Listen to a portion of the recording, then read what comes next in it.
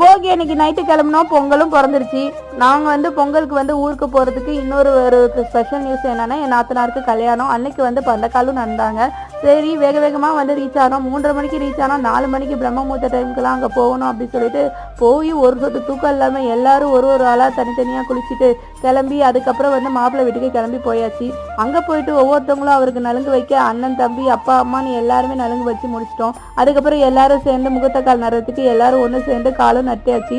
ரொம்ப மனசுக்கு சந்தோஷமா இருந்துச்சு. முகூர்த்த கால் நட்ட பிறகு எல்லாரும் மாப்பிள்ளைக்கு சேர்ந்து ட்ரெஸ்லாம் எடுத்து வச்சுட்டு சந்தோஷமா அங்கேயும் கால் நட்டுட்டு அடுத்து பொண்ணு வீட்டில் போய் முகூர்த்த கால் நடணும்னு சொல்லிட்டு எல்லாரும் கிளம்பிட்டோம். போன இடத்துல எல்லாரும் டிஃபனை சாப்பிட்டு முடிச்சுட்டு அங்கேருந்து பாய் பாய் சொல்லிட்டு கிளம்பியாச்சு.